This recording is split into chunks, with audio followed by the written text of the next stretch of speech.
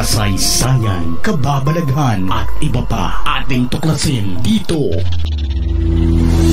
sa Historiador.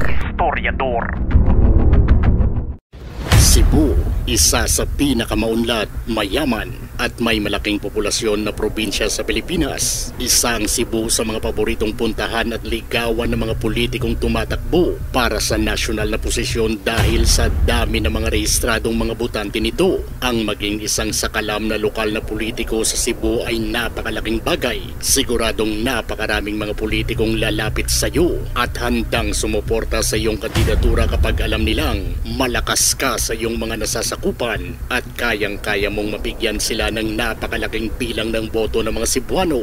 Maliban sa mga matunog na pangalan ng mga politiko sa Cebu kagaya ng mga Osmeña, ay may isang politiko rin na gumawa ng sarili niyang pangalan para makilala at kalaunan ay minahal ng mga Cebuano. Siya, si Gwendolyn Fiel Garcia Codilla.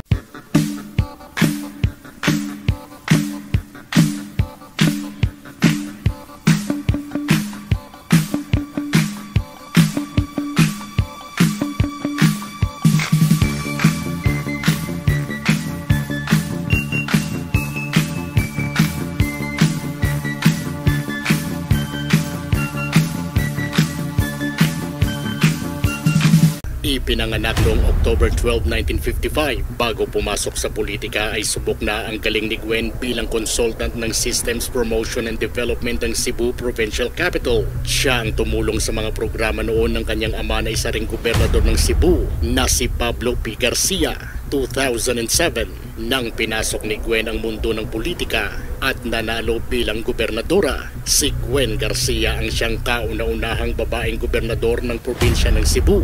Habang nasa panunungkulan ay hindi rin nakaligtas sa mga kontrobersyal si Gwen Garcia. Bago ang kanyang suspensyon ngayong 2025 ay dati na rin itong nangyari sa kanya noong 2012. Nagkaroon din ito ng graft charges noong 2016. Kilalang kaalyado ni FPRRD si Gwen Garcia.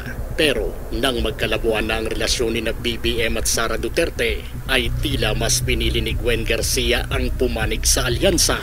2025 midterm election. Kampante ang suspendidong gobernadora na si Gwen Garcia na matatalo niya ang walang ka-eksperyensya sa politika maliban sa pagiging Secretary General ng Partido Federal ng Pilipinas na si Pamela Silagan Pambaricuatro.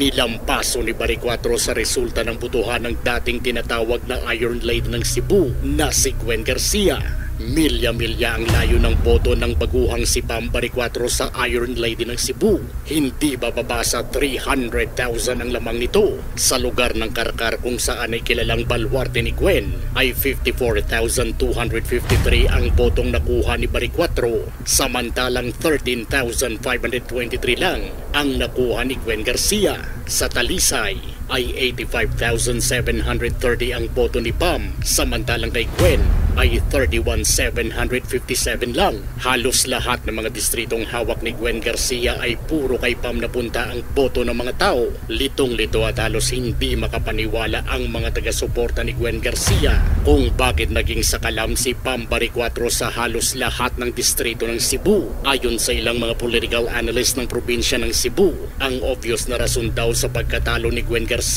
ay dahil sa ugali nito at sa epekto ng mahika ng mga Duterte. Kilalang baluarte ng mga Duterte ang Cebu kung kaya't hindi kataka-taka na napakalaki ng mga botong nakuha ng mga kandidato sa pagkasenador ng partidong PDP Laban. Alam ng mga botante na mas pinili ni Gwen Garcia ang suportahan ng alyansa kesa kay Sara. Rason kung bakit nanlamig kay Gwen Garcia ang mga batang Cebu. Ang pagmamatigas raw ni Gwen sa suspension ay binabasa kanya ang isa pa raw sa dahilan kung bakit nadismaya ang mga Cebuano sa kanya. Kilalang matapang itong si Gwen Garcia pero hindi ito nagustuhan ng lahat ng mga Cebuano. Noong 2020 ay nasaksihan ng lahat kung paano bakbakan ni Gwen Garcia ang mga netizens na nagpo-post sa kanilang mga social media account ng kani-kanilang mga hindi nagugustuhan sa pamamalakad ni Gwen Garcia. Walang pakialam si Gwen kung mapahiya ka ura mismo, basta't masabi niya lang ang gusto niyang iparating. Kahit daw mismo sa simpleng aberya lang ng mikropono sa mga sound system kapag ito'y nagsasalita, ay tiyak na uupakan kanya kapag pumalpak ang mikroponong kanyang hawak.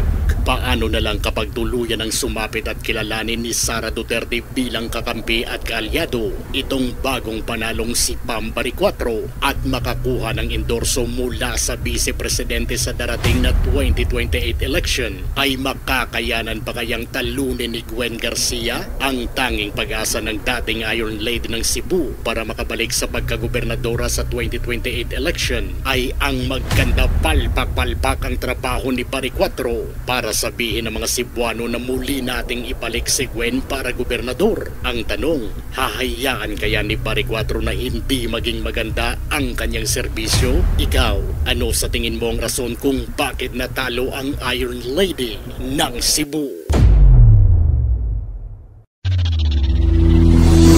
Kung gusto nyo ng mga ganitong klaseng videos, panoorin, pindutin ang notification bell, mag-subscribe at i-share sa mga kaibigan. Maraming salamat po hanggang sa susunod dito sa Historiador.